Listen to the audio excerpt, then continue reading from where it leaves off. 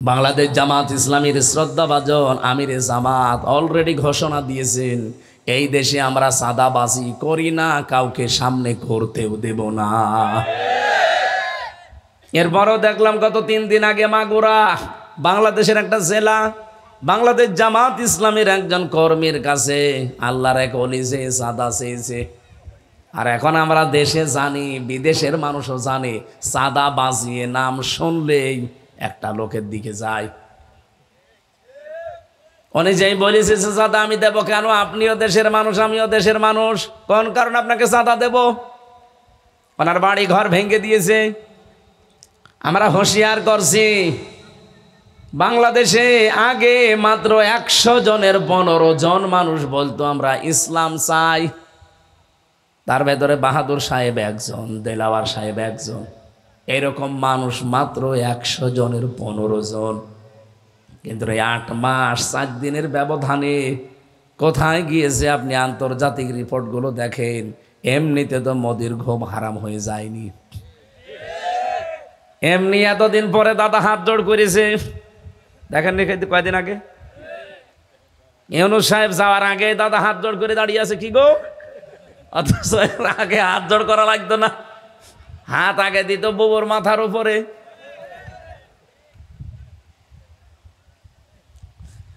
বহু মানুষ আমরা দেখি, এখানে একটা মাসলা বলছি, এই যে উনি আমাদের এই মেয়ের মাথার উপরে হাত দিল, এটা কি জায়েজ? যদিও এতদিন ওনারা মিথ্যা কথা ছড়িয়েছে যে আমাদের স্বামী স্ত্রীর সম্পর্ক, এটা স্বামী স্ত্রীর সম্পর্ক হয় কি করে? দাদা হচ্ছে আর এক ধর্মের, কথা বলছেন এখানে। উনি যদি সত্যি স্বামী স্ত্রীর সম্পর্ক বানাতে চায়, ওনাকে মুসলমানি দেওয়া লাগবে।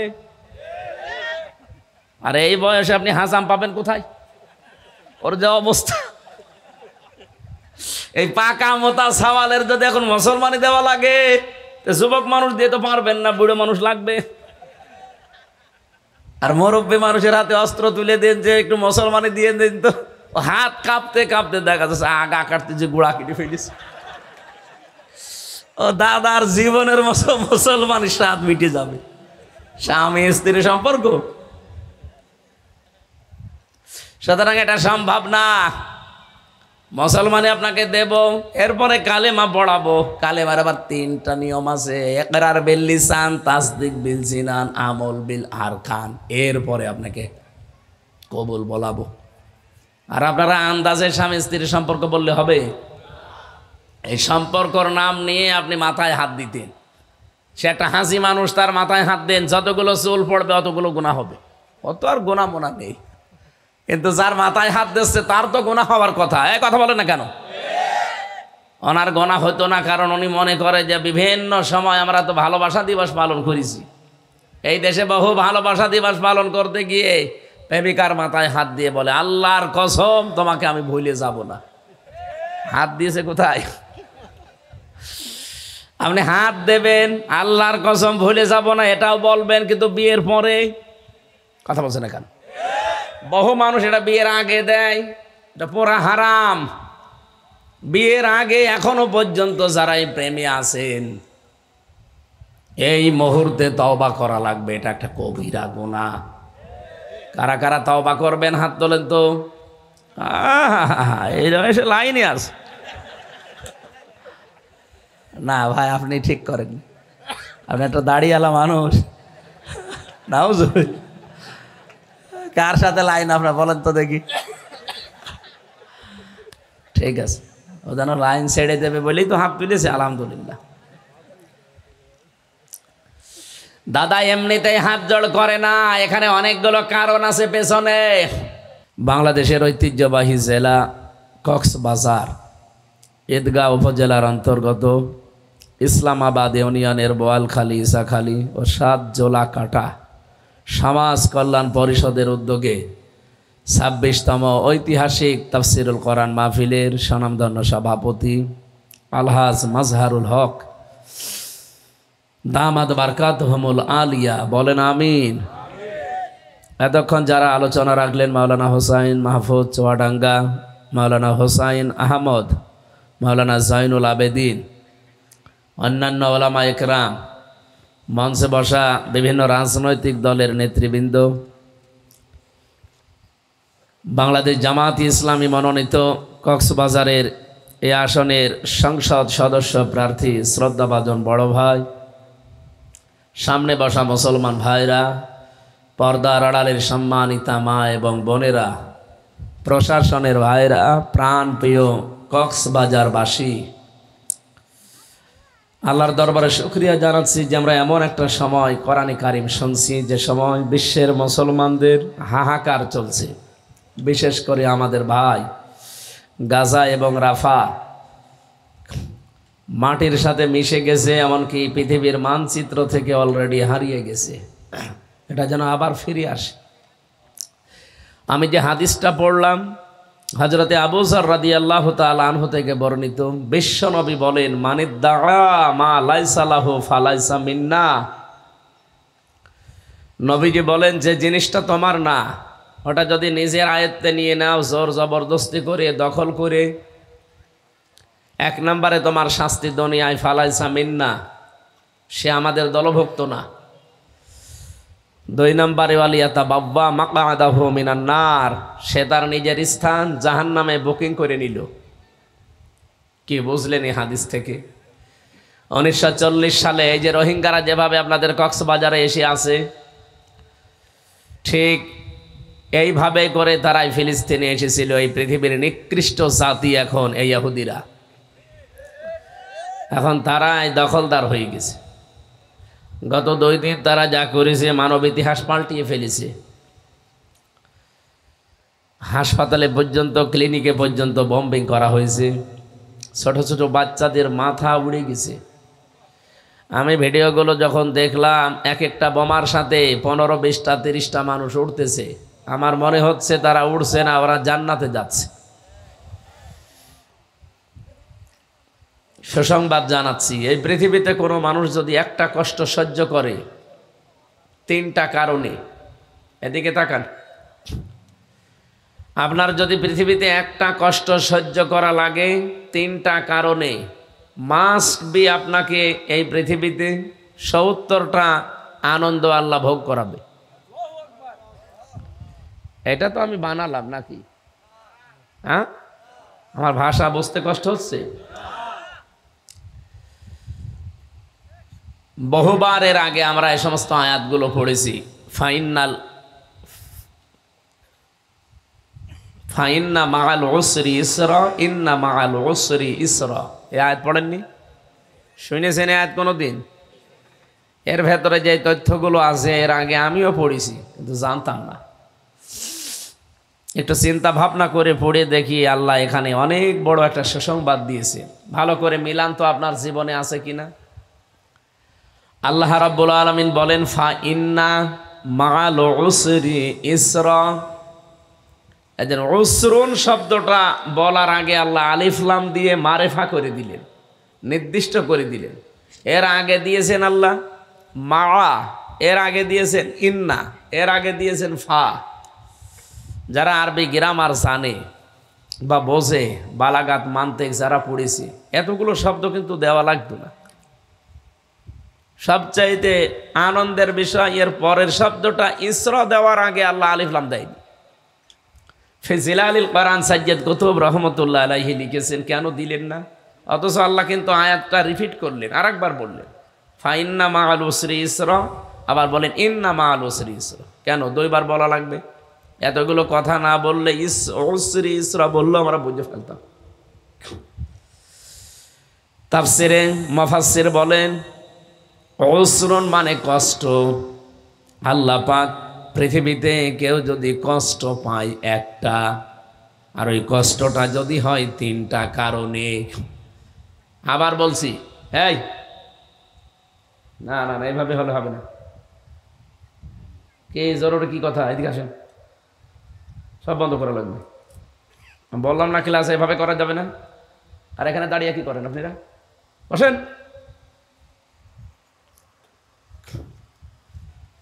পৃথিবীতে কষ্ট যদি পান আপনি 3টা কারণে, আর কষ্ট যদি হয় আপনার একটা, কমপক্ষে দুনিয়া আখেরাত মিলে আপনাকে 70টা আনন্দ আল্লাহ নিজে ভোগ করাবে।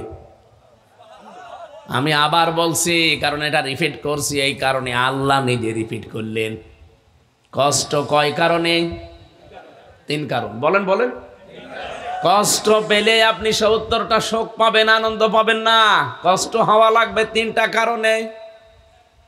আপনার জীবনের সাথে মিলান এই 3 কারণে। আপনি যদি সত্যিই কষ্ট পেয়ে থাকেন, আল্লাহ নিজে যেহেতু গ্যারান্টি দিয়েছেন, অবশ্যই তিনি দুনিয়ায় 70টা সুখ আপনাকে ভোগ করাবেই। এবার আসেন আমি ব্যাখ্যায় যাচ্ছি। এই দুনিয়াতে যদি আপনার প্রথম কষ্ট হয় আমার আল্লাহর জন্যে, আপনি এই বাংলাদেশের দিকে তাকান, অনেকেই কষ্ট পায়, কিন্তু অনেকের কষ্ট আল্লাহর জন্যে না, তার নিজের পাপের জন্যে। হাসিনা যেদিন পালিয়ে গেল কষ্ট হয়নি? হয়েছে, মানে কাঁপছিল। আপনি দেখেছেন এর আগে কোনোদিন আমি ওনাকে এভাবে কাঁদতে দেখিনি। হ্যাঁ, কেঁদেছে, কিন্তু চোখে পানি ছিল না। আমি এর আগে বহুবার ওনাকে কাঁদতে দেখেছি, ওই ন্যাকামো করা, কাঁদে না, শুধু আন্দাজে রুমাল দিয়ে চোখ মোছে, আন্দাজে। এদিন ঠিকই কেঁদেছে, রুমাল ভিজে গেছে। এই কথা বলছে না কেন? দেখেননি? যে কোনো জিনিস দেখলে একটু ভালো করে দেখবেন। এতদিন কেঁদেছে, চোখে পানি ছিল না, আর এদিন কেঁদেছে চোখ দিয়ে। আরে বাবা, তার মানে কষ্ট পায়নি? বলেন বলেন। এই কষ্টটা কি আল্লাহর জন্য পেয়েছে? না। জহারাল ফাসাদু ফিল বাররি ওয়াল বাহরি বিমা কাসাবাত আইদিন নাস লিইউযিকাহুম বা'দাল্লাযী আমিলু লাআল্লাহুম ইয়ারজিউন। সূরা রোমের ভেতরে 41 নম্বর আয়াতে আল্লাহ বলেন, জলে স্থলে যে বিপদ আপদ মুসিবতগুলো বিপর্যয় আসে, একটাও আমি দিতে চাই না, সব তোমাদের হাতের কামাই করা ফসল। আমি কেন দেই এগুলো জানো? আমি চাই তোমরা ফিরে আসো, কিন্তু দেখি না, ফিরে তো আসো না, তোমাদের বিদ্যা আরো বাড়ে। আগস্টের 5 তারিখের পর থেকে যদি কপালে হেদায়েত থাকতো তো ফিরে আসতো, কিন্তু 8 মাস 5 দিন হয়ে গেল। এর ভেতরে আপনি দেখেন, 8 মাস 4 দিন চলছে, 8 মাস 4 দিনে প্রায় 27 বার ষড়যন্ত্র করেছে ওখানে বসে এই দেশটা নিয়ে, একবারও সফল হয়নি। কেন হয়নি? এদের পরের শব্দে আছে, ভালো করে শুনবেন। তাহলে আপনাকে যদি কষ্ট দেওয়া হয় কার জন্যে? আরো জোরে বলেন। ওমা নাকমু মিনহুম ইল্লা আইয়ুমিনু বিল্লাহিল আজিজিল হামিদ। তাদেরকে কষ্ট দেওয়া হয়, প্রতিশোধ নেওয়া হয় তাদের প্রতি একটাই মাত্র কারণ, তারা প্রশংসিত মহান রবের উপরে ঈমান এনেছে। এই বাংলাদেশ সহ বিশ্বে আজ যাদেরকে কষ্ট দেওয়া হচ্ছে, বিশেষ করে মুসলিম, আল্লাহর কসম এই প্রথম কারণটা, তাছাড়া কোনো কারণ নেই। 2 নম্বরে আপনার কষ্টটা যদি হয় রাসূলুল্লাহর জন্য, এই যে এখানে আয়াত লিখে দিয়েছেন, খুযু, ধরো, মা আতাকুমুর রাসূল ওয়া মা নাহাকুম আনহু ফান্তাহু। নবীজি তোমাদেরকে যা দিয়েছে ওটা আঁকড়িয়ে ধরো, যেটা নিষেধ করো ওটা ছেড়ে দাও। আত্তাকুল্লাহ, আমি আল্লাহকে ভয় করো। ইন্নাল্লাহা শাদীদুল ইকাব, অবশ্যই আমি আল্লাহর শাস্তি বড় কঠিন। এই আয়াতটা বাংলায় আমি পেছনে তাকিয়েই বুঝলাম, দুনিয়াতে কেউ যদি রাসূল নিয়ে এসেছে, চাও এটা আঁকড়িয়ে ধরতে চাই, যেটা নিষেধ করে ছেড়ে দিতে চাই, মাস্ট বি, তার কাছে কষ্ট আসবেই।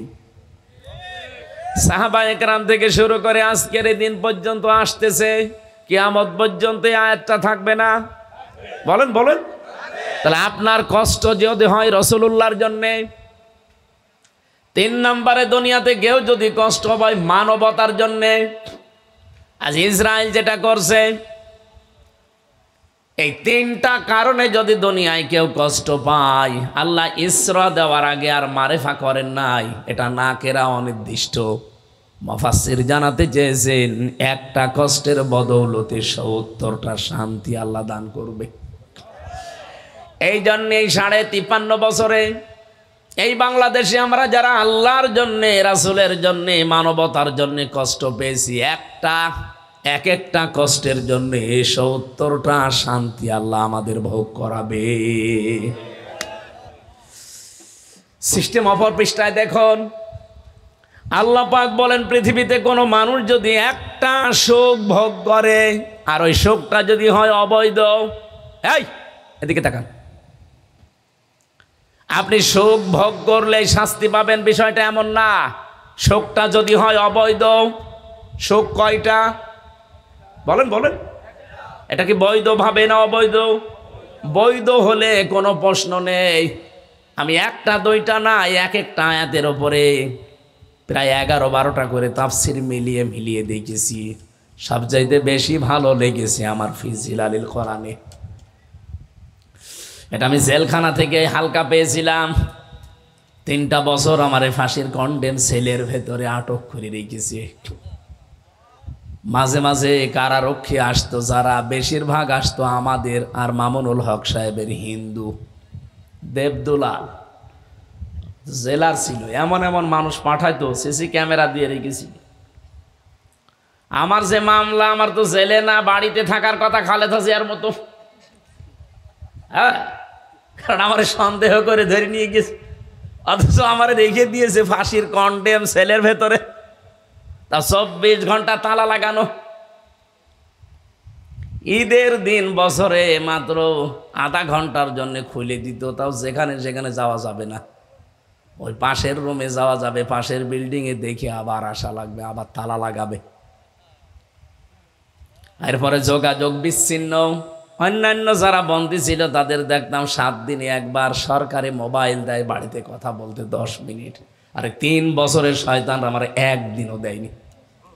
আমারে আর মামুনুল হককে এক জায়গায় করেছিল, বলছে না এই 2 জন আল্লাহর ওলির টার্গেট, হবে না। এক কারারক্ষীকে বললাম যে ভাই সারাদিন তালা লাগিয়ে রাখেন, একটা বই নিয়ে আসতে পারেন না, একটু পড়াশোনা করি, কিছুই তো দেন না। হুজুর একটা বই আছে আমি নিয়ে আসবো। ও আল্লাহ দেখি নিয়ে এসেছে বঙ্গবন্ধুর আত্মজীবনী। ছাতা পড়ে আমি করবো কি? আপনি পড়েন, এখানে অনেক জ্ঞান আছে। পরের সপ্তাহে বই নিয়ে এসেছে বঙ্গবন্ধুর ছেলেবেলা, আপনি আর বই পান না। বলছে লাইব্রেরিতে আমি খুঁজে দেখবো। ও যাই তো ওই জায়গায় যেখানে বঙ্গবন্ধু কর্নার লেখা, ওই জায়গায় বই, যেখানে ইসলামী এগুলোতে যায় না, কারণ ওখানে বড় হিন্দু তো, ওখানে ওই জায়গায় চোখ পড়ে। 3য় সপ্তাহে একটা বই নিয়ে এসে দিল, বঙ্গবন্ধুর চীন সফর। বললাম আপনার আর আসার দরকার নেই। পরে একবার কারারক্ষী পেলাম, আশরাফুল নামে একজন মুসলমান। চিন্তা করলাম এর নাম যখন এখানে আশরাফুল লেখা, এর দ্বারা কিছু হবে। বললাম ভাই 3 বার আমি টস খেয়েছি, তা আপনার একটা বই চাই, আপনি তো হয় পারবেন না ওইভাবে। ওই হিমেল বিল্ডিংয়ে জিন্দা শহীদ জনাব এটিএম আজহারুল ইসলাম আছে, ওনারে বলবেন হামজা কিছু বই চেয়েছে।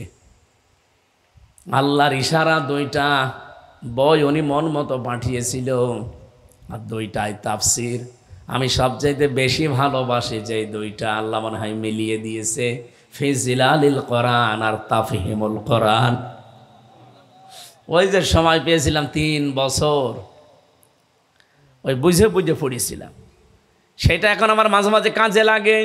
অথচ আয়াত আমি আগেও পড়েছি বাইরে থাকতে, জ্ঞানটা আল্লাহ আমাকে ওইভাবে দেয়নি। রব্বুল আলামিন জানিয়েছেন কোন মানুষ যদি অবৈধভাবে কোনো শোক ভোগ করে, একটা কষ্টের জন্য যেমন ৭০টা শান্তি পাবেন, একটা অবৈধ সুখ ভোগ করলে অবৈধ সুখের কারণে কমপক্ষে ৭০টা দুঃখ আপনাকে আল্লাহ নিজে ভোগ করাবে।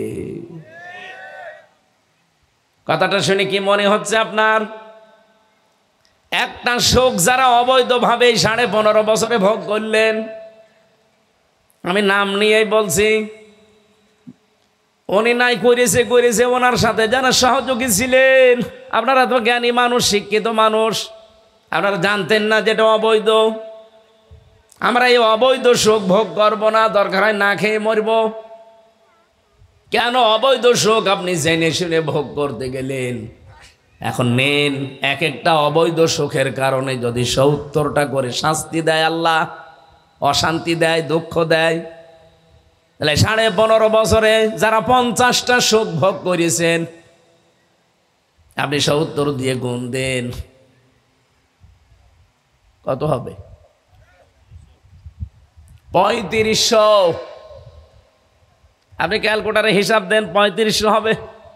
তাহলে এক একটা অবৈধ সুখের কারণে যদি ৭০টা করে হয়, এই 15.5 বছরে 50টা সুখ যারা পেয়েছেন অবৈধ সুখ, ৩,৫০০ দুঃখ আগে ভোগ করবেন, এরপরে অন্য কথা। আল্লাহ এটা করাতে পারে না। আর আল্লাহ যে পারে এর বাস্তব প্রমাণ এখন এই দেশ। আগস্টের 5 তারিখের আগেও কি অবস্থা ছিল আপনি দেখেছেন? কোথায় তার আজ? আমার কুষ্টিয়ার মাহবুবুল আলম হানিফ, ওর বাড়ি পর্যন্ত পায়খানার প্যান পর্যন্ত খুলে নিয়ে চলে গেছে, এমনি খোলে নাই। এই অবৈধ সুখ যারাই ভোগ করেছেন 15.5 বছরে, দুনিয়া হোক আখেরাত হোক, আপনি লিখে নিন, কারণ কোরআনের কথা মিথ্যা হবে না, 100% সত্য কথা। মাস্ট বি, দুনিয়া আখেরাতে মিলে আপনাকে ৭০টা অপমান আল্লাহ করবেই। এই জন্যে তো 27 বার চেষ্টা চালিয়েছিল, একবারও সফল হয়নি। ৭০ বার চেষ্টা চালালেও সফল হবে না। তাহলে কোরআন শরীফ মিথ্যা হয়ে যাবে। আল্লাহ নিজে যে কথা বললেন ওইটা আল্লাহ মিথ্যা বানাবেন? বলেন। এই জন্য আমাদের দুঃখ নেই। এতদিন যা করেছি, যা পেয়েছি, এক একটা দুঃখের কারণে আমরা ৭০টা সুখ দুনিয়া আখেরাতে মিলে পাবো। আর যারা এতদিন অবৈধ সুখ ভোগ করেছেন, এক একটা সুখের কারণে ৭০টা দুঃখ আপনাকে আল্লাহ দেবে। আপনি রেডি হন। আমি এইটাও বানালাম নাকি? আল্লাহ পাক বলেন, ওয়ালা সাউফা ইউতিকা রাব্বুকা ফাতারদা, অতি শীঘ্রই এমন কিছু আল্লাহ আপনাকে দেবেন অবশ্যই। ওয়া মানে এবং লাম মানে অবশ্যই, সাউফা মানে অতি শীঘ্রই, এবং অবশ্যই অতি শীঘ্রই। ইউতিকা, আপনাকে এমন কিছু আল্লাহ দিচ্ছে এবং দেবেন সামনে। ফাতার দ, আপনি রাজি হয়ে যাবেন, আপনি খুশি হয়ে যাবেন। আর বাংলাদেশে আমরা যারা মুসলিম আছি, আল্লাহর কসম আমরা ওই দিন পরিপূর্ণ খুশি হব যেই দিন দেখব আল্লাহর এই কোরআন দিয়ে দেশ চলছে।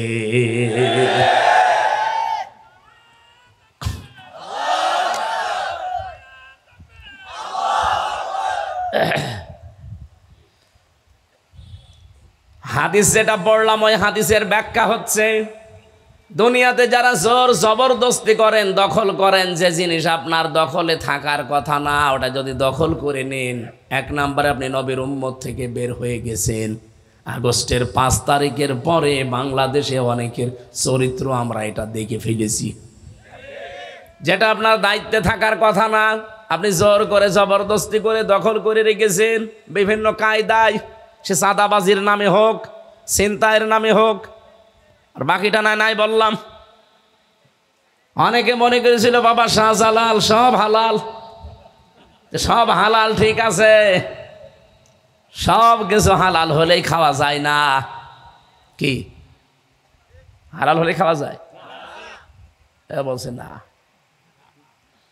এই যে নাক দিয়ে যেটা আসে, এটা কি হালাল না হারাম?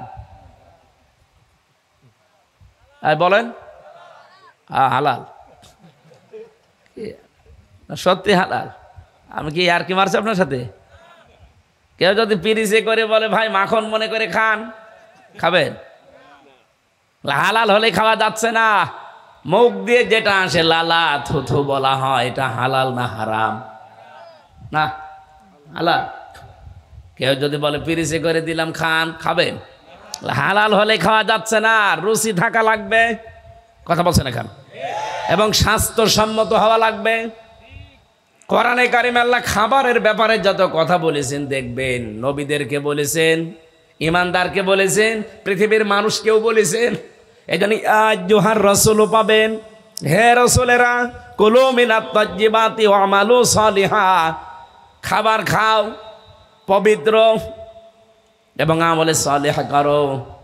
ইমানদারকে ডাক দিয়েছেন, ইয়া আইয়ুহাল্লাযীনা আমানু কুলু মিন তাজ্জিবাতি মা রাযাকনাকুম ওয়াশকুরু লিল্লাহ। ইমানদারেরা খাবার যেটা খাবে ওটা যেন হালাল হয়, স্বাস্থ্যসম্মত হয়। এরপরে আমি আল্লাহকে যতটুকু পারো ডাকো। এই আয়াতের সারমর্ম হচ্ছে হালাল খাবার তৈরি করা ফরজ, ইবাদত পরে, আগে হালাল খাবার। এই বাংলাদেশে বহু কিছু আমরা দেখতে পাই, হালাল খাবার তৈরি করার পরিবেশ বড় কঠিন হয়ে যাচ্ছিল, চেষ্টা করলেও পারা যাচ্ছিল না হালাল খেয়ে টিকে থাকা। আমার কথা বোঝা লাগবে। আমরা অনেকেই কিন্তু ভালো হওয়ার চেষ্টায় ছিলাম, কিন্তু পরিবেশটা এমন তৈরি হয়েছিল, আমি যে হালাল ভাবে জীবন যাপন করব, হালাল খাবো, তারপরে তো ইবাদত, কিন্তু না, সে রাস্তাগুলো সব বন্ধ হয়ে যাচ্ছিল। একামতে দিনের দায়িত্ব বাংলাদেশে যারা পালন করে, আল্লাহর কসম আমি কোরআন মাথায় নিয়ে বলতে পারি, তাদের একটাই মন, আমরা হালাল ভাবে বাঁচতে চাই। শুনতে এসেছে, কান্নাকাটিও করবে, হয়তো বাড়ি যেয়ে আবার হিসাব করে সকালেই বের হবে। আপনি জেনে শুনে অপরাধ করছেন। কুষ্টিয়াতে NS রোডে আমি আসরের নামাজ পড়ে বসে আছি, দেখি একটা লোক তসবি টিপতেছে। নামাজ শেষ করে তসবি তাহলিল শেষ করে বের হয়ে গেল। যে আমি এক বই দোকানের পাশে দাঁড়িয়ে আছি, উনিও গেল, যে দেখছি দাঁড়িয়ে আছে। আমি যে দোকানের পাশে যাই, দেখি উনি ওই দোকানে। কি গো, আমার পেছনে কি গোয়েন্দা লাগানো? কি আপনি পেছনে পেছনে? দোকানদারকে বললাম যে ভাই, বলছো হুজুর সুদের টাকা তুলতেছে, টাকা ছেড়ে রেখেছে, প্রতি মাসে মাসে 1000 টাকা 100 টাকা করে দেওয়া লাগে। তা আমি হয়তো 20,000 টাকা নিয়েছি, এরকম আমার কাছে এরকম বিভিন্ন দোকানে টাকা ছাড়া আছে। মনে মনে ভাবলাম, আল্লাহ কেবল বলে আসলো কি, ইয়াকা না'বুদু, কি আমার মনে হয় এটা কুষ্টিয়া জেলার জন্য, কক্সবাজার এসব নেই। সত্যি করে এখানে যারা আছেন বলেন তো, সুদের সাথে জড়িত কারা? হাত তোলেন তো। আলহামদুলিল্লাহ। আপনারা মিথ্যা কথা বলেন কেন? একটা লোকও এখানে নেই, আর আমি তাহলে এই ওয়াজ করে সময় নষ্ট করলাম। থক্কু, এই ওয়াজ আমার করা ঠিক হয়নি, এটা আমি কুষ্টিয়া করব। যদি এরকম কেউ থেকে থাকেন, এই মুহূর্তে আপনাকে তওবা করা লাগবে। যদি থাকেন যে না,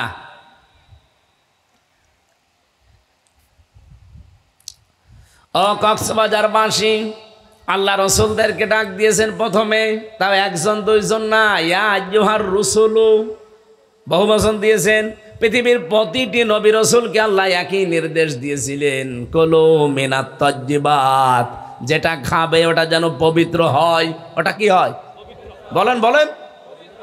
আল্লাহ ইমানদারকেও ডেকে একই কথা বললেন, ইয়া আইয়ুহাল্লাযীনা আমানু, ওহে পৃথিবীর ইমানদারেরা। পৃথিবীতে এখন ইমানদারের সংখ্যা কয়টা? 210 কোটি। সবার জন্য আয়াত। আর বাকি যারা বেঈমান আছে 550 কোটি, ওদের কথা বাদ, এ আয়াতে ওরা নেই। 3 নম্বরে আল্লাহ এবার আর শুধু নবী রাসূলকে, শুধু ইমানদারকে না, তামাম দুনিয়ার 810 কোটির ওপরে মানুষকে ডাক দিয়েছেন, ইয়া আইয়ুহান নাসু কুলু মিনাত তাজ্জিবাত। জোরে বলেন আল্লাহু আকবার। ও হে পৃথিবীর মানুষেরা, যেটা খাবে ওইটা যেন হালাল হয়। তা আপনি যা খাচ্ছেন চিন্তা ভাবনা করে খাওয়া লাগবে আপনাকে।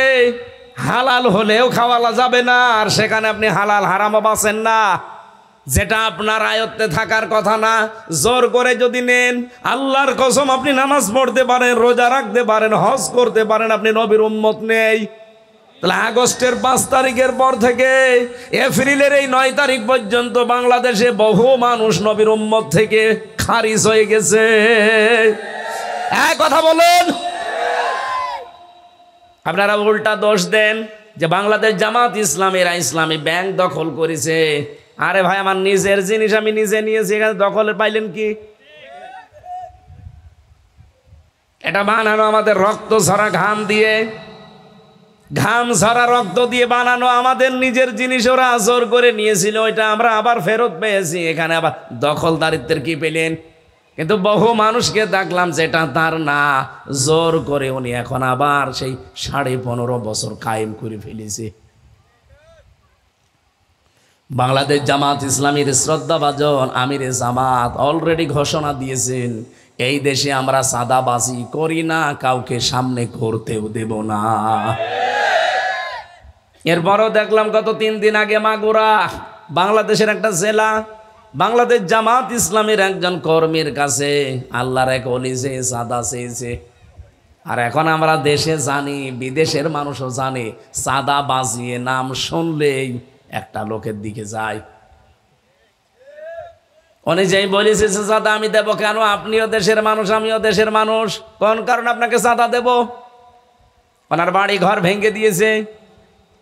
আমরা হুঁশিয়ার করছি, বাংলাদেশে আগে মাত্র 100 জনের 15 জন মানুষ বলতো আমরা ইসলাম চাই। তার ভেতরে বাহাদুর সাহেব একজন, দেলাওয়ার সাহেব একজন, এরকম মানুষ মাত্র 100 জনের 15 জন। কিন্তু 8 মাস 4 দিনের ব্যবধানে কোথায় গিয়েছে আপনি আন্তর্জাতিক রিপোর্টগুলো দেখেন। এমনিতে তো মোদির ঘুম হারাম হয়ে যায়নি, এমনি এতদিন পরে দাদা হাত জোড় করেছে। দেখেন নি কয়দিন আগে ইউনূস সাহেব যাওয়ার আগে দাদা হাত জোড় করে দাঁড়িয়ে আছে। কি গো, অথচ আগে হাত জোড় করা লাগতো না, হাত আগে দিত বুবুর মাথার উপরে।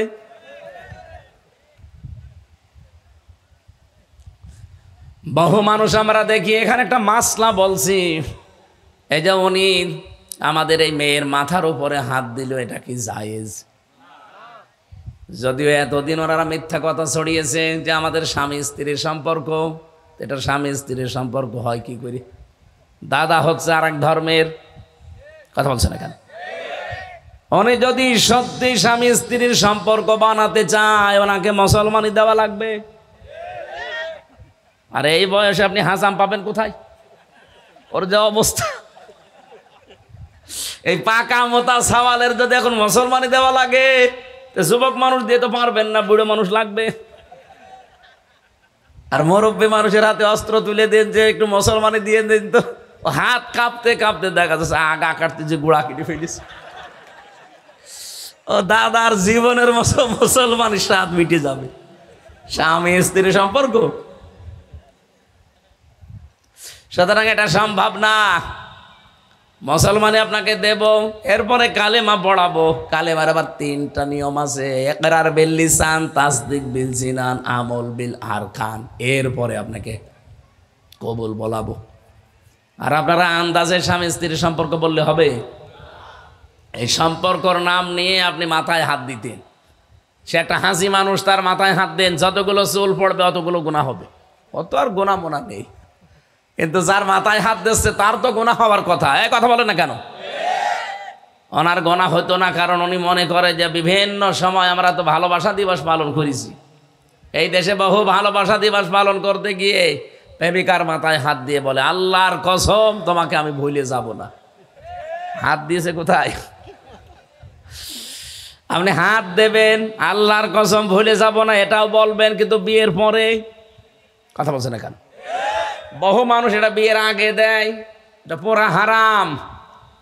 বিয়ের আগে এখনো পর্যন্ত যারা এই প্রেমে আছেন, এই মুহূর্তে তওবা করা লাগবে, এটা একটা কবিরা গুনাহ। কারা কারা তওবা করবেন হাত তোলেন তো। এই বয়সে লাইনে আছে না ভাই, আপনি ঠিক করেন, আপনি একটা দাড়িওয়ালা মানুষ। নাও কার সাথে লাইন আপনার বলেন তো দেখি। ঠিক আছে, ও যেন লাইন ছেড়ে দেবে বলেই তো হাত তুলেছে, আলহামদুলিল্লাহ। দাদা এমনিতেই হাত জোড় করে না, এখানে অনেকগুলো কারণ আছে পেছনে। আমি যেটা এখান থেকে বোঝাতে চাই, আল্লাহ রাব্বুল আলামিন এই যে মানুষের জিনিস দখল করে যারা নিলেন, এখনো পর্যন্ত এই চরিত্র যারা জিন্দা রেখেছেন, পাল্টান। আপনাদের সর্বোচ্চ যিনি, তিনি পাগল হয়ে যাচ্ছে। যে শুরু করেছে কি, অনেকে মনে করছে যে আমরা এসেই গেছি। আপনি হয়তো আন্দাজে এগুলো ধারণা করেন। এই যে ফজু পাগলা নামে একজন আছে কিশোরগঞ্জের, ও বলছে এই দেশের ইসলামপন্থী যারা আছে তারা 100টার 10টা ভোটও পাবে না। অথচ মাইক্রোসফট খ্রিস্টানরা রিপোর্ট বানায়, পৃথিবীর 257টা দেশ নিয়ে তারা রিপোর্ট দিয়েছে। বিশেষ করে বাংলাদেশের রিপোর্ট আমি পেয়েছি। 100 জনের যেখানে মাত্র 15 জন বলতো আমরা ইসলাম চাই, এই 8 মাসের ব্যবধানে এখন 100 জনের 66 জন মানুষ বলছে আমরা এই দেশে ইসলাম চাই। এটাকে আমরা বানিয়েছি? বলেন বলেন। আপনি আন্তর্জাতিক রিপোর্টগুলো খেয়াল করেন, এমনি তো মাথা খারাপ হয়নি, ওরা পাগল হয়েছে এই কারণে যে হচ্ছে কি, 100 জনের 66 জন মানুষ যদি বলে আমরা ইসলাম চাই, এই জন্য অনেকেই তাদের সাথে মাথা খারাপ করে এখন পাগলামি করছে। হারুন আর তার স্ত্রীর মতো, ওদের কথাবার্তারা দেখেছেন, কিছু চাই না, শুধু নির্বাচন চাই। নির্বাচন তো আমরাও চাই। বারবার আমির জামাতে কথা বারবার বলেছে, সেক্রেটারি জেনারেল অধ্যাপক মিয়া গোলাম পরওয়ার কতবার বলল যে আমরাও চাই, কিন্তু সংস্কার করে চাই। বলেন তো বাংলাদেশে অন্য কোন জেলায় জামাত ইসলামী যারা এমপি দাঁড়াবে যদি পাস নাও করে, আপনার হামিদুর রহমান আজাদ কক্সবাজারের, আর কুমিল্লার ডাক্তার আব্দুল্লাহ মোহাম্মদ তাহের, এই 2 জনকে আমার যতটুকু বাস্তবতা আমি দেখেছি, এখানে যদি আপনি, আমি নাম নিলাম না, এদেরকেও এনে দাঁড় করিয়ে দেন, এই 2 জায়গায় জীবনও পাস করতে পারবেন না। কয় তারা 2 জন তো আজ পর্যন্ত 8 মাস 4 দিন হয়ে গেল, একদিনও বলে না যে সংস্কার ছাড়াই নির্বাচন দেন। তাদের ভেতরে যদি এমপি হওয়ার খায়েশ থাকতো, তো প্রথমেই তারা বলতো যে তাড়াতাড়ি দেন, চেয়ারটায় বসি। অন্তত তারা তো গ্যারান্টি দিয়ে পাস করবে। বাংলাদেশের সবচাইতে বেশি থাকি আমি কুমিল্লাতে, 14 গ্রামে ডাক্তার আব্দুল্লাহ মোহাম্মদ তাহের সাহেব, ওনার যে জনপ্রিয়তা, ওনার যে অ্যাক্টিভিটিস, এদিকে জনাব হামিদুর রহমান আজাদ হাফিজাহুল্লাহ, এরা বলে না কেন? এই জন্য তো বারবার আমরা এদের মুখে শুনেছি, বাংলাদেশে জামাত ইসলামী ক্ষমতায় যাওয়ার জন্য রাজনীতি করে না, করে ইসলামকে ক্ষমতায় নেওয়ার জন্য। এটা যে প্রমাণ, বাস্তবে এটা 100 ভাগ এখন মানুষ বিশ্বাস করে। কিন্তু ওরা বলছে না, মাত্র 100টার 10টা ভোট পাবে। পাগল হয়ে গেছে। এই জন্যে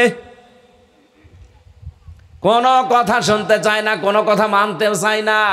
খালি দেন, কি দেব? নির্বাচন। নির্বাচন কি খাবেন আপনি? সংস্কার ন করে দেন, আবার দিনের ভোট রাতে হয়ে যাবে। কি কথা বলে না কেন? আমার 33 বছর বয়স, 92-তে আমার জন্ম। 18 বছর থেকে যদি আমি ভোট দিতে পারতাম, অন্তত 3 বার ভোট দিতে পারতাম, একবারও পারি নাই। তার মানে ভোট এদেশে হয় নাই। এক কথা বলছে না কেন? সংস্কার কিছুই হয়নি, শুধু নাম কাওয়াজতে। কক্সবাজারের ডিসি গেছে কুষ্টিয়ায়, কুষ্টিয়ার ডিসি গেছে কুমিল্লায়। এই আমরা এভাবে চাই না। এই স্বৈরাচারকে যারা টিকিয়ে রাখার জন্য চেষ্টা চালিয়েছে, এই 1628 জন মানুষ, একটাও যেন চেয়ারে আর না থাকে। আমরা চাই এগুলো সব নামান, নতুন করে নিয়ে আসেন। যারা বৈষম্যের শিকার ছিল এই 15.5 বছর, কথা বলছে না কেন? বৈষম্য বিরোধী ছাত্র আন্দোলন যখন হয়েছে, এই আন্দোলনের কথা তো ঠিক রাখেন। বৈষম্য থাকা যাবে না, এদেরকে আগে সরান। যারা এতদিন বৈষম্যের শিকার ছিল ওদেরকে নিয়ে আসেন, জায়গাগুলোতে বসিয়ে দেন। নির্বাচন কালকেই দেন, কোনো অসুবিধা নেই। কারণ পাস করা ফেল করা এটা আমরা জানি আমাদের হাতে নেই। এটা কার হাতে বলেন? এইটা নিয়ে কালকে কথাও বলবে, সবই যদি আল্লাহর হাতে হয়, আপনার ভয় কিসের? দিয়ে দেন। আরে ভাই, একটা সিস্টেম আছে, একটা প্রসেস আছে, একটা সময় আছে।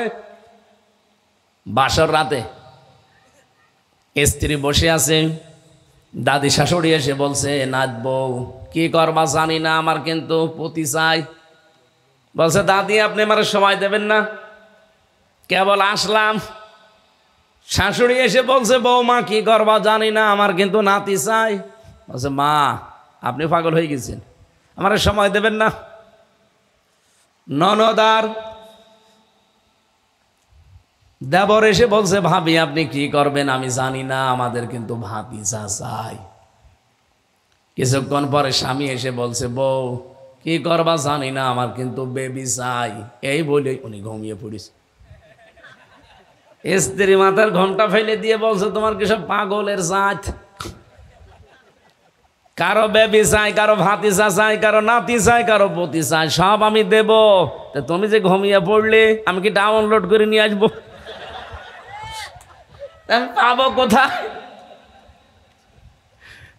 আমার অন্তত সময় দাও 10 মাস 10 দিন, তারপরে কারো বেবি হবে, নাতি হবে, ভাতিজা হবে। কথা বলে না কেন? এদের 10 মাস 10 দিন হয়েছে, কয় দিন? 8 মাস 4 দিন। এখনো তো ভাতিজা নাতি পুতি বেবি হওয়ার সময় হয়নি, হোক অন্তত। তারপরে বললেন দেন দেন, কিছুই করতে পারেননি। একটা ট্রাক সরাতে পারেননি 15.5 বছরে, আর এখন বড় বড় হুমকি দেন। এদেশের মানুষ এখন আর আগের এই আগস্টের 5 তারিখের আগে নেই, এখন এপ্রিলের 9 তারিখ চলছে। এখন আর দেশের মানুষ মার্কা থেকে ভোট দেবে না, এদেশের মানুষ এখন ভোট দেবে মানুষ দেখে। চাঁপাইনবাবগঞ্জের এই 2 চাপাবাজ পাগল হয়ে গেছে এই কারণে, কারণ ওখানে একজন বাঘ আছে নুরুল ইসলাম বুলবুল। আমি যতটুকু চাঁপাইনবাবগঞ্জে থাকি, বাংলাদেশে কয়েক জেলায় আমি বেশি যাই, কুমিল্লা, চাঁপাইনবাবগঞ্জ আর সাতক্ষীরা। আমি দেখেছি এই জেলাগুলো যারাই আছে এখানে আপনি জোর করে হলো পারবেন না। অবৈধ সরকারের সময় যারা ছিল তারা অবৈধ এমপি, এই অবৈধ এমপি গুলো এখন জানে যে এখন তো আর মার্কা দিয়ে হবে না, এখন যেহেতু ব্যক্তি দিয়ে হবে। আর আমার যা চরিত্র, উনি 2 বার জেলেও গিয়েছিল আমরা জানি। একবার টিন চুরি করার কারণে, আর একবার গাড়ি বিক্রি করার কারণে, সরকারি গাড়ি।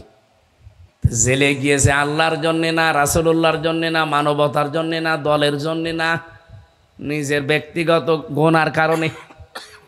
এই কথা বলছেন কেন? আর আমরাও জেল খেটে এসেছি 3 বছর, আমার নিজের ব্যক্তিগত অপরাধ ওরা পায়নি। ওরা নিজেরাই রিমান্ডে আমারে বারবার বলেছে হুজুর কোনো দোষ আপনার নেই, আমরা জানি। আপনারা জানেন আটকে রাখলেন কেন? ওপরওয়ালার নির্দেশ। ওপরওয়ালা মানে আল্লাহ তাআলা, আল্লাহর নিচে যিনি ছিল উনি কিন্তু আল্লাহর নিচেই নিজে মনে করতো যে আমি আল্লাহর নিচে আছি। কক্সবাজারবাসী আমরা যেহেতু কোরআনে কারিমের তাফসীরুল কোরআন মাহফিল লিখে দিয়েছেন, আমরা শোনার জন্য এসেছি। যে পয়েন্টে কথা বলেছিলাম অবশ্যই বুঝেছেন। যারা দখলবাজিতে আছেন, চাঁদাবাজিতে আছেন, যে জিনিস আপনার আন্ডারে নেই জোর করে নেওয়ার ধান্দায় আছেন, ওটা দখল করে বসে আছেন নিজের আয়ত্তে নিয়ে। আপনি নবীর উম্মত এখন আর নেই, আপনাকে আবার উম্মত হওয়া লাগবে। 2 নম্বরে আজ ইসরায়েল যেটা করছে, যত মানুষ দুঃখ পেয়েছে, অবশ্যই আল্লাহ দুনিয়ার মানচিত্রে ইসরায়েলকে 70টা কষ্টে ফেলবে। এ কথা আমরা বিশ্বাস করি কিনা? শহীদ যারা হয়ে গেল, আল্লাহ এই মানুষগুলোকে যেহেতু বিনা কারণে তাদেরকে মেরে ফেলা হয়েছে, শাহাদতের সর্বোচ্চ মাকাম যেন দান করেন। বলেন, তারা দুনিয়ায় বেঁচে থাকলে হয়তো খেয়ে না খেয়ে থাকতো। একটা বাচ্চা সেদিন বলছিল, পরশুদিন বিকাল 3টায় আমি দেখছিলাম, এক সাংবাদিক লিখেছে, বাচ্চা বলছে বোমা আমার উপরে পড়ুক, আমি শুনেছি জান্নাতে নাকি খাবারের কোনো অভাব নেই। কোরআনে কারিমে আল্লাহ এটাই জানিয়েছেন, আলা তাহসাবান্নাল্লাযীনা কুতিলু ফি সাবিলিল্লাহি আমওয়াতা বাল আহইয়াউন ইনদা রাব্বিহিম ইউরযাকুন। দুনিয়ার ময়দানে যারা শহীদ হয় তাদেরকে মৃত বলবা না এবং ধারণাও করবা না। আল্লাহ প্রথমে দিয়েছেন ওয়ালা তাকুলু লিমা ইউকতালু, যে বলবা না মুখ দিয়ে। আর এই আয়াতে আছে ওয়ালা তাহসাবান্নাল্লাযিনা কুতিলু, ধারণাও করবা না যারা মারা গেছে, শহীদ হয়েছে, যে ওরা এমনি মরে গেছে না। বালা হায়াউন, ওরা জীবিত। ইনদা রাব্বিহিম ইউরযাকুন, তারা তাদের রবের কাছে রিজিক পাচ্ছে। সুবহানাল্লাহ বলতে পারেন না? ফিলিস্তিনের এই বাচ্চাটা যা বলেছে যে দুনিয়ায় খেয়ে না খেয়ে বেঁচে আছি, আমার উপরে বোমা ফেলো, আমি শুনেছি জান্নাতে খাবারের কোনো অভাব নেই।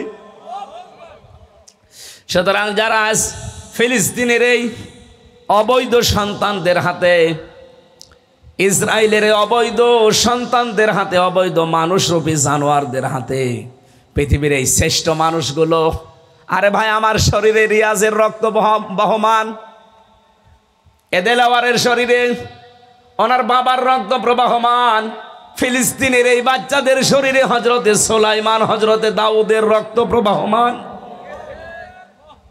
সাধারণ বাচ্চা তারা না। আমারে মেরে ফেললে আমার ভেতরে খুব বেশি হলেও রক্ত পাবেন আপনি আমার বাবা রিয়াজউদ্দিনের। কিন্তু যে বাচ্চাটা বলল যে আমাকে মেরে ফেলো, আমি শুনেছি জান্নাতে নাকি খাবারের অভাব নেই, তার শরীরে দাউদ নবীর রক্ত। এ মানুষগুলোকে আল্লাহ যেন শাহাদাতের সর্বোচ্চ পর্যায়ে নিয়ে যায় এবং কিয়ামত পর্যন্ত আল্লাহ বলেন ইনদা রাব্বিহিম ইউরযাকুন, আমি নিজে তাদেরকে রিজিক দেব। সুবহানাল্লাহ বলতে পারেন না? এজন্য শাহাদাত যারা বরণ করেছে কোনো চিন্তা নেই, দুনিয়ার জীবন ছেড়ে চলে গেছেন অনন্তকাল, এখন জান্নাতের খাবার আপনাকে খেতে থাকবেন। আমরাও আপনাদের এই রাস্তায় আসতে চাই, কথা বলেন ঠিক কিনা? মাম্মাতা ওয়ালাম ইয়াগসু ওয়ালাম ইউহাদ্দিস বিহি নাফসাহু মাতা আলা শুবাতিম মিনান নিফাক, যে লোকটা মরে গেল কিন্তু এই আকাঙ্ক্ষা তার নেই যে আমি শহীদ হব, সে যেন মুনাফিক হয়ে মরে গেল। সুতরাং যারা গেছে, যারা যাচ্ছে, এখনো পর্যন্ত পৃথিবীর বিভিন্ন প্রান্তে আল্লাহর জন্যে, রাসূলের জন্যে, মানবতার জন্যে যারা জীবন দিচ্ছে তারা অমর। তারা কি বলেন বলেন? আল্লাহ তাদের পথে আমাদেরকেও কবুল করেন, বলেন আমিন। আজকের তেলাওয়াত কিন্তু আয়াত শুনে আপনারা অনেকেই বুঝে ফেলেছেন যে আমি কি বলতে চাই। আমার আজকের আলোচনার বিষয় ফিরে আসা। কি বললাম? খুব গুরুত্বপূর্ণ বিষয়, ভালোভাবে লক্ষ্য করবেন। হাদিসের 2 নাম্বার পয়েন্টটা বলতে বাকি আছে। আপনাদের কি কষ্ট হচ্ছে? আধা ঘন্টা থাকা যাবে না? হাদিসের 2 নাম্বার পয়েন্টটা বলে আমি আয়াতের তাফসিরে চলে যাচ্ছি। রব্বুল আলামিনের নবী বলেছেন, এটা মুসলিম শরীফের হাদিস, ওয়ালিয়াতাবাওয়া মাকআদাহু মিনান নার, যারা দখল করে অন্যের সম্পদ নিজের আয়ত্তে নিয়ে নেয় তাদের দ্বিতীয় শাস্তি, তারা নিজে জাহান্নামের টিকিট কেটে জাহান্নামে নিজের আসন বরাদ্দ করে। সুতরাং ইসরায়েল যেটা করেছে এটা যেন দখলদারি, ওরা তো জাহান্নামী। এই বাংলাদেশে অনেক মানুষ আমরা দেখতে পাচ্ছি, এই মানুষগুলো অন্যের সম্পদ দখল করে নিজের করে নিচ্ছে, এরাও কিন্তু জাহান্নামী। এই পাশের রাষ্ট্র, আপনাদের পাশে তো মায়ানমার, এরা বহু মুসলমানকে এই দেশে পাঠিয়ে দিয়ে দখলদারি করেছিল, এখন আবার তাদের সম্মতি ফিরছে। অলরেডি তারা 1,80,000 নেওয়ার জন্য রাজি হয়েছে। আল্লাহ যেন সম্মতি তাদেরকেও দান করেন। কিন্তু আমাদের আর একটু পাশে আছে যারা, এই দাদা বাবুরা, ওরা যা দখলদারিত্ব করেছে আমাদের মুসলিম পূর্বপুরুষ যারা, তাদের ওয়াকফ করা, দান করার সম্পদগুলো আজ তারা নিজেরা আইন বানিয়ে অবৈধভাবে এগুলো দখল করার পায় তারা করছে। সুতরাং এই উগ্রপন্থী হিন্দুরা সব নারের অধিবাসী, জাহান্নামের আগুনের। ওয়ালিয়াতাবাওয়া মাকআদাহু মিনান নার, অন্যের সম্পদ যারা দখলে রাখতে চায় তাদের দ্বিতীয় শাস্তি, তারা জাহান্নামের অধিবাসী। এক কথা বলেন না কেন? আমরা চাচ্ছি বাংলাদেশের মুসলিম সহ বিশ্বের এই 210 কোটি মুসলমান, ভারতের উগ্রপন্থী হিন্দুরা যেন নতুনই আইনটা বাতিল করে। এগুলো আমাদের বাপদাদা মুসলমানদের পূর্বপুরুষদের দিয়ে যাওয়া ওয়াকফ করা সম্পদ, ওরা আইন পাশ করে এখন ওগুলো নিয়ে মন্দির বানাবে। বাংলাদেশ সহ বিশ্বের বিভিন্ন জায়গায় আমরা শুনি মাটির নিচে মানুষেরা তেল পায়, গ্যাস পায়, সোনা পায়, রূপা পায়, আর এই শয়তানরা শুধু মাটির নিচে মসজিদ পায়। কি পায়? মন্দির। মন্দির যেখানে সেখানে পায় না, যেখানে আছে মসজিদ সেখানে মন্দির পায়। আমরা যদি ঢাকার স্বামীবাগের এখন আওয়াজ তুলি, স্বামীবাগের এই মন্দির 500 বছর আগে এখানে মন্দির ছিল না, মসজিদ ছিল, ভেঙ্গে এখন মসজিদ বানাবো, মেনে নেবেন? বাংলাদেশে আমরা ওই রকম চরিত্রের না। আমাদের ধর্মে আছে লা ইকরাহা ফিদ্দিন, বাড়াবাড়ি নেই, জোর জবরদস্তি নেই। আর আপনাদের কি ধর্ম? বিবেক একটু কাজে লাগে না? ওই রকম ধর্মের মুখে লাথি দিয়ে চলে আসার দরকার। এবার আমাদের ধর্ম নিয়ে এবার বলি, সূরা মায়েদা 54 নম্বর আয়াত, ভালো করে শুনবেন। রব্বুল আলামিন বলেন, ইয়া আইয়ুহাল্লাযীনা আমানু, হেই যারা ঈমানের দাবি করো, মাইয়ারতাদ্দা মিনকুম, তোমাদের ভেতরে কেউ যদি ফিরে যায়, ইয়ারতাদ্দা মানে এটা মজারে, বর্তমান ভবিষ্যৎ, প্রেজেন্ট ফিউচার। কেউ যদি তোমাদের ভেতরে ফিরে যাচ্ছে, যাবে, হে নবী তোমার ভেতরে, আপনার ভেতরে আল্লাহ দেয়নি মিনকুম, এটা বহুবচন জমির, এটা পৃথিবীর সব মানুষকে আল্লাহ রাব্বুল আলামিন উদ্দেশ্য করেননি, করেছেন শুধু ঈমানদারকে। বাংলাদেশে আমরা কমপক্ষে 92% মুসলমান। কত? এই 92% মুসলমানদেরকে আল্লাহ মনে করেন এখানে ডাক দিয়েছেন ইয়া আইয়ুহাল্লাযীনা আমানু। আল্লাহ যদি সব মানুষকে 100% মানুষকে ডাক দিতেন তাহলে বলতেন ইয়া আইয়ুহান নাস বা ইয়া আইয়ুহাল ইনসান, আল্লাহ বলেননি। তাহলে আমরা অন্তত 92% যারা মুসলিম, আল্লাহর প্রতি বিশ্বাসী, তারা এই আয়াতে আসি না নেই? বলেন বলেন। আপনি দল আলাদা করতেই পারেন, কিন্তু আপনিও এর ভেতরে আছেন। মাইয়ারতাদ্দা মিনকুম, তোমাদের ভেতরে যে বা যারা ফিরে যাচ্ছে এবং যাবে, আন দীনিহি, আমি আল্লাহর দিন থেকে, ফাসাউফা ইয়াতিল্লাহ, লক্ষ্য করেন শব্দের দিকে, সিন সাউফা কদ লাম, এরকম 13টা শব্দ আছে আরবি গ্রামারে। আল্লাহ এখানে আয়াতে দিয়েছেন ফাসাউফা, আল্লাহর দিন থেকে যারা সত্যি ফিরে যেতে চায় এবং যাচ্ছে, আল্লাহ বলেন অবশ্যই খুব তাড়াতাড়ি ইয়াতিল্লাহ, আমি আল্লাহ নিজে নিয়ে আসবো বা তৈরি করব, বিকৌমিন, এমন একটা দল, এমন একটা জাতি, ইউহিব্বুহুম ওয়া ইউহিব্বুনাহু, আমি আল্লাহ নিজে তাদেরকে ভালোবাসবো এবং তারাও আমি আল্লাহকে ভালোবাসবে।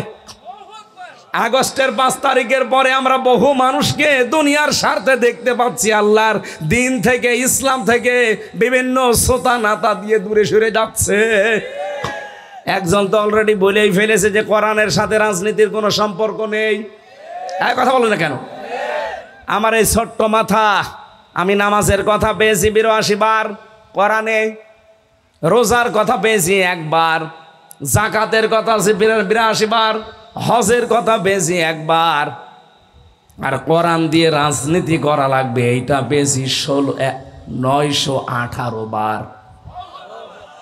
আমার ছোট মাথায় যদি এত কিছু থাকে, তো এরকম বড় মাথা যার, তারও বেশি পাবে।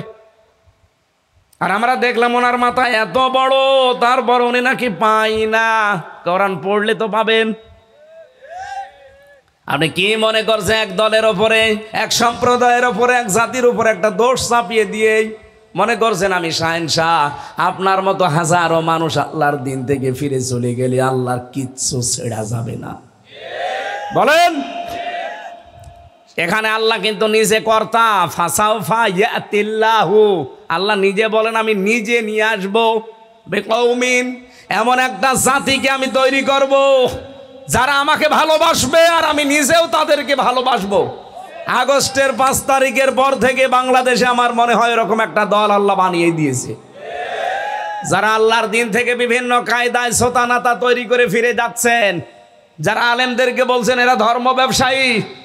এমনকি তারা এ কথাও কয়েকদিন আগে জানিয়েছে যে মসজিদের ইমাম, আলেম, ওলামা কোনো জায়গায় ইসলামের পক্ষে কোনো ব্যক্তির পক্ষে ভোট চাইতে পারবে না।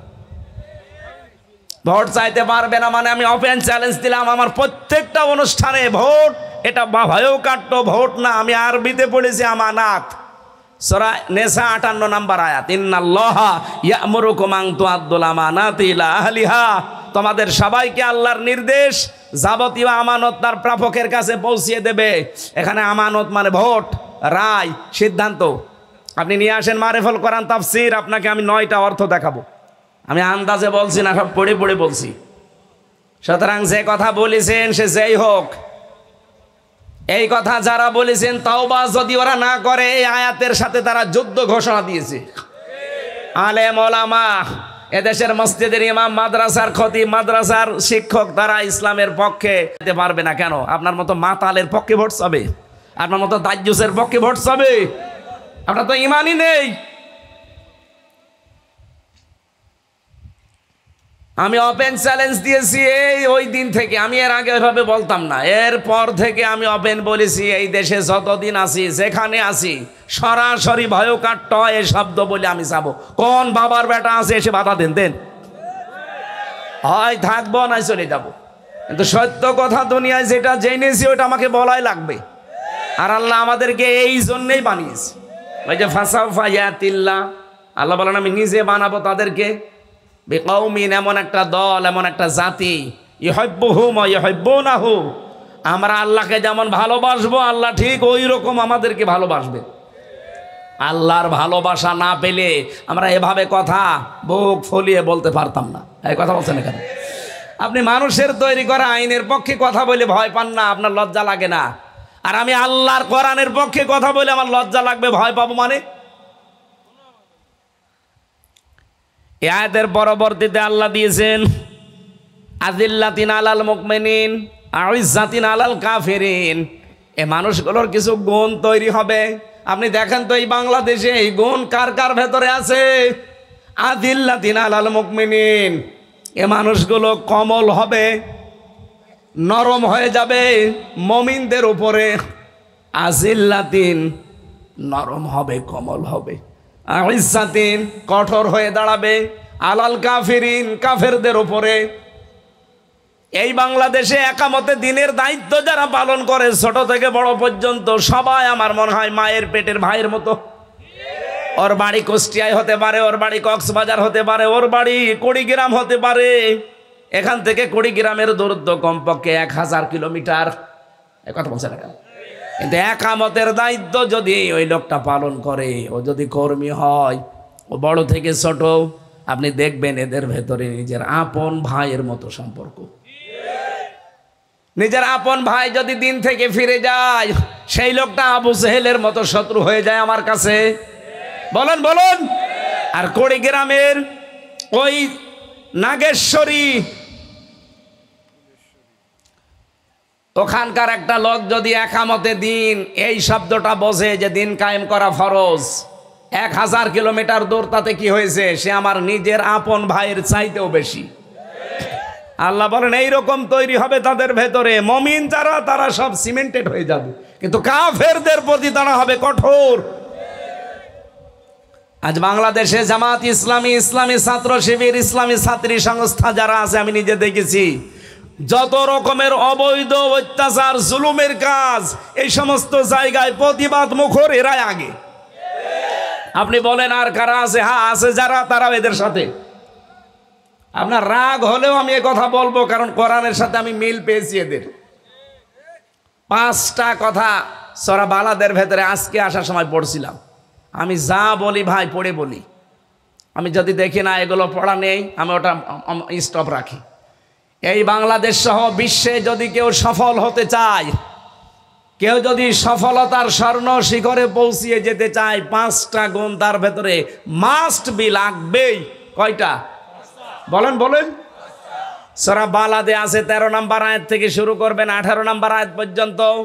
ফাক্কু রাকাবা আও ইতআমুন ফি ইয়াউমিন যী মাসগাবা ইয়াতীমান যা মাকরাবা আও মিসকিনান যা মাতরাবা সুম্মা কানা মিনাল্লাযীনা আমানু ওয়া তাওয়াসাউ বিস-সাবরি ওয়া তাওয়াসাউ বিল মারহামা উলাইকা আসহাবুল মাইমানা। আল্লাহ পাক বলেন, দুনিয়াতে যারা দাসত্ব মুক্তির জন্য চেষ্টা চালায়, এই বাংলাদেশে মানুষের তৈরি করা আইন যারা মানে, তারা মানুষের দাসত্ব করে।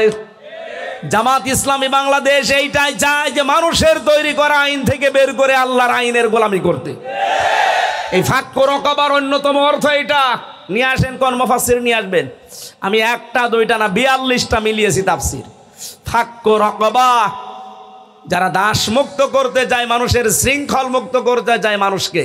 পৃথিবীতে একটা কুকুরের কথা মানে না, অথচ আপনি মানুষ হয়ে আর একটা মানুষের আইন তৈরি করা মানবেন? মানে এটা মানুষের দাসত্ব করার জন্য আল্লাহ আমাদের বানাননি, বানিয়েছে তার দাসত্ব করার জন্য। ইয়াকা নাবুদু, এই জন্য প্রতিদিন 17 বার এই কথা আল্লাহকে বলা লাগে যে আমি তোমার দাসত্ব করি। এই কথা বলে না কেন? আর এই শব্দটা যারা বাস্তবে রূপ দিতে চায় তাদেরকে আপনারা ঘৃণা করেন। কোন স্বার্থ আছে আমার এই কঠিন পথে পা বাড়ানো?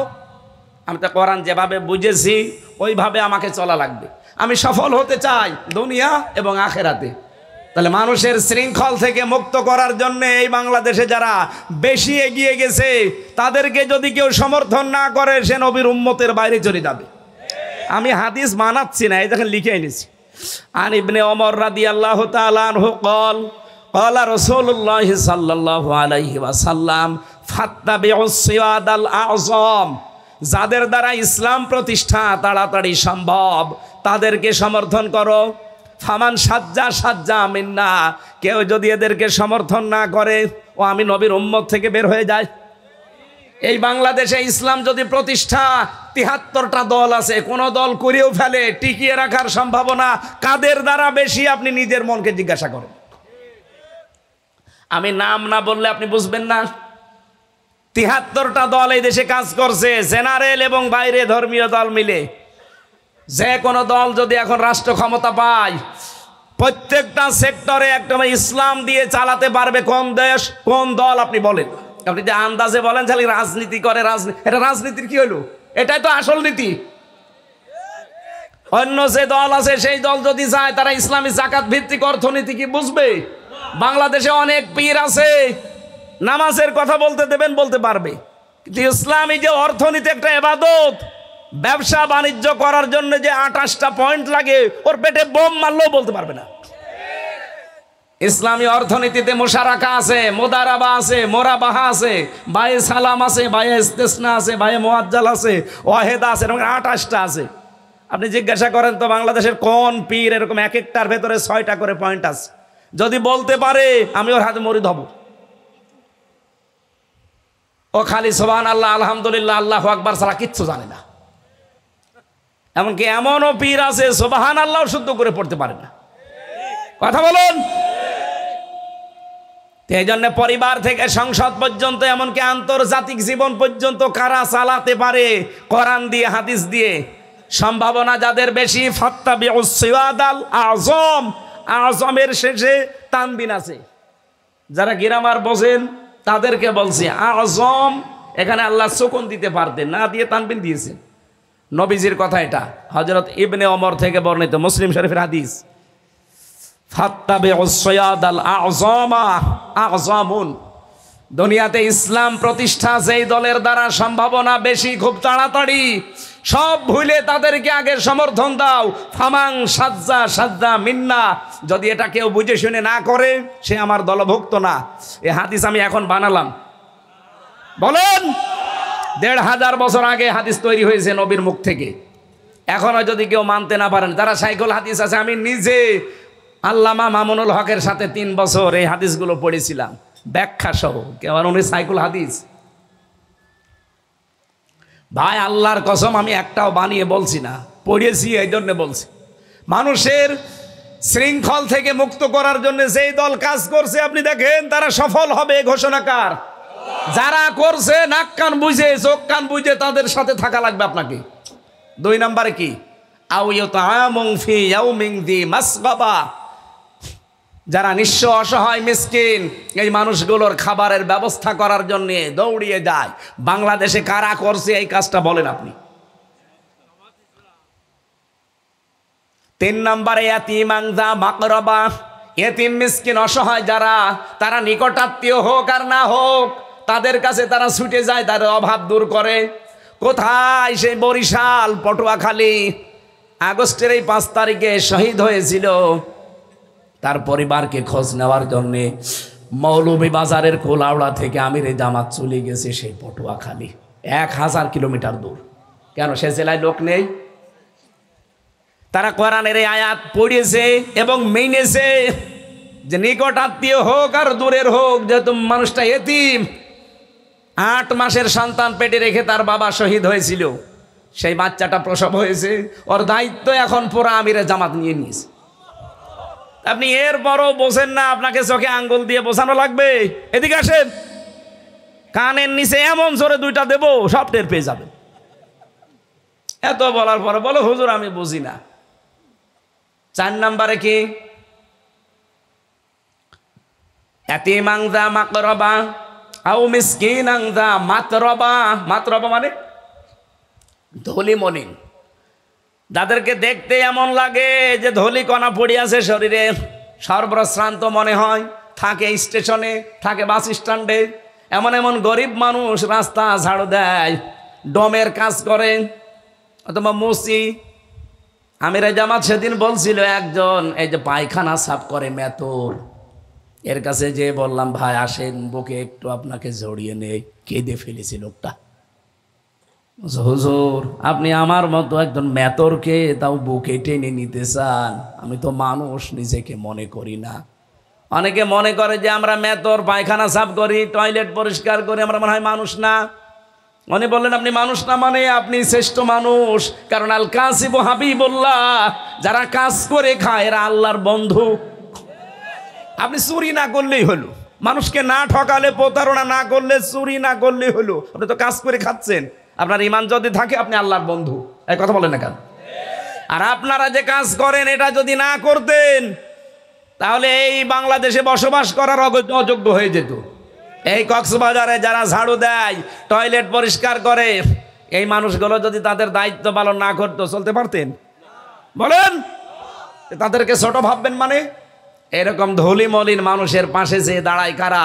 সুম্মা কানা মিনাল্লাযীনা আমানু। এরপরে কিছু গুণ আল্লাহ আরো বলেন যে তাদের ভেতরে আরো কিছু গুণ আছে। কি সেটা? তারা ঈমান আনে, তারা একে অপরকে সবরের সুসংবাদ, সবরের ধৈর্য ধারণ করার উপদেশ দেয়, আর নিজেদের প্রতি তারা রহমদিল, দয়ার্ধ।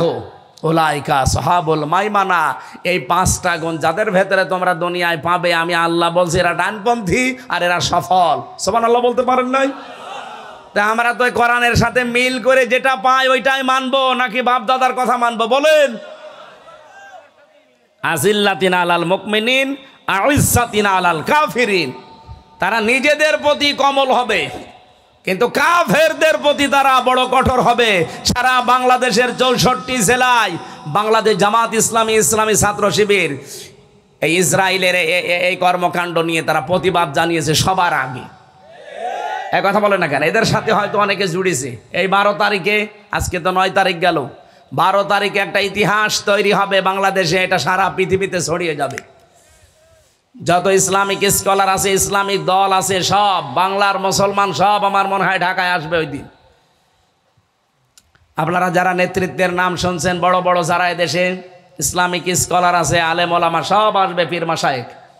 সারা বিশ্বের মানুষকে আমরা জানাতে চাই যে আমরা মাজলুমের পক্ষে আছি, আমরা জালেমের বিরুদ্ধে আছি। কথা বলেন। কারণ আমরা কাফেরদের প্রতি কঠোর হতে চাই। ইউজাহিদুনা ফি সাবিলিল্লাহ ওয়ালা ইয়াখাফুনা লাউমাতা লাইম। তারা আল্লাহর রাস্তায় জিহাদ করতে গিয়ে কোনোদিন কোনো তিরস্কারকারীর তিরস্কারকে পাত্তা দেয় না। আমি তো দেখেছি এই 15.5 বছরে কত গালিগালাজ করা হয়েছে তাদেরকে, কিন্তু এক চুলও তাদেরকে নড়াতে পারে নাই। এটিএম আজহারুল ইসলাম 13 বছর জেলে থাকা লাগতো না তার। হাসিনার শ্বশুর বাড়ি আর ওনার বাড়ি কয়েক কিলোমিটার মাত্র, সম্পর্কে মনে হয় দেওয়ার হবে।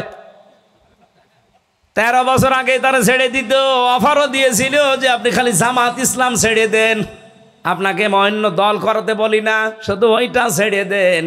আপনি আমার শ্বশুর বাড়ির পাশে, পীরগঞ্জ আর বদরগঞ্জ পাশাপাশি থানা। কিন্তু না, আল্লাহর বান্দা মুরব্বি হয়ে গেছে, টইলে টইলে বেড়ায় দেখলাম, তারপরও তাকে এক চুল টলাতে পারে নাই। আমারে মাঝে মাঝে আমি দেখা করতেও গিয়েছি কয়েকদিন, আমারে বলতো হামজা দোয়া করবা যেন জীবনের শেষ দিন পর্যন্ত হক পথে টিকে থাকতে পারি। কারণ এই জেলে এসে দেখলাম বহু মানুষ ইমান বিক্রি করে ফেলেছে। জেলখানায় যেয়ে দেখেছি বহু মানুষ কষ্ট সহ্য করতে না পেরে আল্লাহকে পর্যন্ত গালি দেয়। হাসিনাতে গেলে গালি দেয়, আল্লাহকেও গালি দেয়। কিন্তু ওনাদের দিয়ে এত কড়াকড়ি করে, এত কঠোর অবস্থায় ভেতরে রাখে, আমাদের চাইতেও কড়াকড়ি করতো ওনাদের, তারপরও এক চুলও তাদেরকে ঠলাতে পারে নাই। তারা পাত্তাই দেয় না এই সমস্ত। ওনারা মনে করে আছে আমি যেই দিন পড়েছি কুল ইন্না সলাতি ওয়া নুসুকি ওয়া মাহইয়ায়া ওয়া মামাতি লিল্লাহি রাব্বিল আলামিন, এটা যদি সত্যি আপনি মন থেকে শপথ মনে করে পড়তে পারেন, আপনার জীবন পাল্টাতে বাধ্য। আমার 33 বছর বয়স। অক্টোবর, নভেম্বর, ডিসেম্বর, জানুয়ারি, ফেব্রুয়ারি, মার্চ, এপ্রিল, আমি 13 তারিখে, আজকে 9 তারিখ, খুব বেশি হলেও 6 মাস 3 দিন হয়েছে মাত্র। এই আয়াতটা আমি নতুন করে পড়েছি।